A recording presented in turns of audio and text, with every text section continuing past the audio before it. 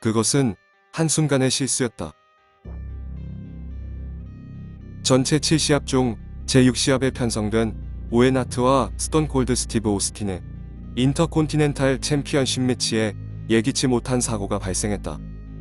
시합 그 자체는 겨우겨우 어떻게든 마무리되기는 하였지만 스톤 콜드 스티브 오스틴은 이 시합 이후로 복귀 결장을 반복할 수밖에 없게 되었다.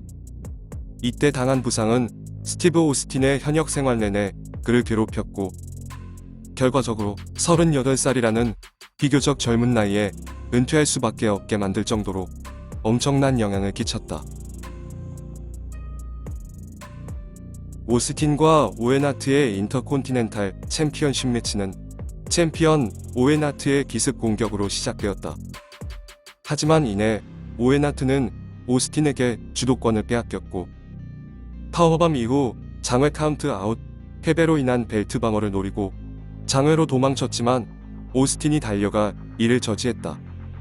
오웬을 링 안으로 데려간 오스틴은 자신의 과거 피니셔였던 스턴건, 파워밤, 런닝 클로스라인 같은 큰 기술을 연이어 시전했다.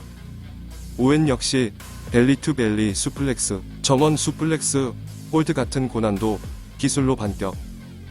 슬리퍼 홀드로 서로의 후방을 노리는 가운데 오스틴의 스터너가 터졌다. 그 뒤 오웬이 오스틴을 툼스톤 파일드라이버 자세로 들어올렸는데 언더테이커처럼 자신의 양무릎을 전방으로 꽂는 형태가 아닌 드릴 어울 파일드라이버 같은 형태로 엉덩이부터 주저앉았다. 무릎 대신 엉덩방아 찢는 리버스 파일드라이버 형식을 택한 것은 오웬 하트 자신이었다. 원래 예전부터 오웬이 주로 사용했던 방식은 기본 형태의 파일드라이버 또는 일본 활동에서의 무릎 꿇기식, 즉 툼스톤 파일드라이버 형태였다. 오스틴은 마음에 들지 않았지만 실력으로는 단체 최정상급인 오웬 하트가 상대였기에 그를 믿고 따르기로 결정했다. 하지만 엉덩방아를 찢는 순간 오스틴의 머리 윗부분이 오웬의 다리 사이로 보였다. 그대로 오스틴의 머리가 바닥과 충돌하며 목이 꺾였다. 예상치 못한 사태가 일어났다는 것은 누가 보더라도 명확했지만 그로부터 약 10초 뒤 반실신 상태의 오스틴이 의식이 몽롱한 채로 오웬에게 기습 스쿨보이를 걸어 3카운트를 빼앗았다. 오웬의 파일드라이버는 오스틴의 프로레슬러로서의 경력을 그 순간 바로 끝장내버릴 수 있을 정도로 파괴적이었다.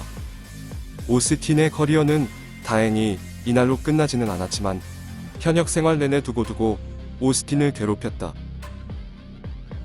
오스틴의 프로레슬링 스타일 역시 이 시합을 기점으로 달라졌다. 이전까지는 테크니컬 레슬러였다면 이후에는 더더욱 타격기에 집중하는 브롤러 스타일로 변신해야 했다. 심한 장난을 치는 것으로 유명했지만 업계에서의 동료들의 평가는 매우 좋은 편에 속했던 오웬 하트. 하지만 부상을 당한 오스틴의 입장에서는 감정이 상할 수밖에 없었다. 두 사람의 사이는 원래 좋았지만 이 사고 이후 두 사람의 대화는 거의 없었다. 오웬의 형 브렛이 나서서 둘 사이를 중재하려 했지만 오웬은 끝끝내 오스틴에게 자신의 실수를 사과하지 않았다. 결국 오웬이 2년 뒤 비극적인 사고로 세상을 떠날 때까지도 오스틴과 오웬 두 사람의 관계 회복은 이루어지지 못했다. 오스틴의 전부인 지니 클락은 1999년 오웬 하트의 장례식에 오스틴이 참석하지 않으려 했었다고도 밝혔다. 오웬의 부인 마사 하트에 의하면 오웬 하트는 오스틴이 실제 부상의 정도보다 더 과장해서 자신을 속이는 것이 아닌가 하고 생각했었다고 한다. 오웬과 가깝게 지냈던 짐 로스는 오웬 하트가 죄책감과 수치심 때문에 오스틴을 피해 다녔을 것으로 추측하기도 했다. 참고로 오스틴은 WCW에 속해 있던 1992년 참가했던 신일본 프로레슬링 이벤트에서 초노 마사히로에게 똑같은 기술로 초노에게 부상을 입혔던 적이 있었다. 어쨌든 시합은 16분 16초 오스틴은 핀폴승으로 인터콘티넨탈 챔피언에 등극했다. 오웬은 의도하지는 않았겠지만 킥아웃을 시도하려는 듯한 움직임으로 오스틴의 목에 다시금 무리를 줘버리기도 했다. 5개월 전인 레슬매니아 13에서 오웬의 형 브렛과 대결했었던 오스틴은 샤프슈터에 걸린 채로 실신하면서 레프리 스톱으로 패배하긴 했지만 그 단 한 시합으로 회사 내 최고 인기를 자랑하는 슈퍼스타가 되었다. 또한 브렛 하트가 악역으로 변신하고 하트 파운데이션을 재결성함으로써 자연스레 반대편에 서 있던 오스틴과 숀 마이클스가 포지션상 선역이 되었다. 오스틴의 인기 급상승은 WWF 전체의 인기를 끌어올리기도 했는데 실제로 레슬매니아 13부터 여름까지 WCW와의 시청률은 오스틴의 인기 급상승과 맞물려 그 격차가 줄어드는 추세에 접어들었고 상품 판매면서도 압도적 매출을 기록하던 NWO 티셔츠에 대항할 수 있던 것이 바로 오스틴 3장 16절 티셔츠였다.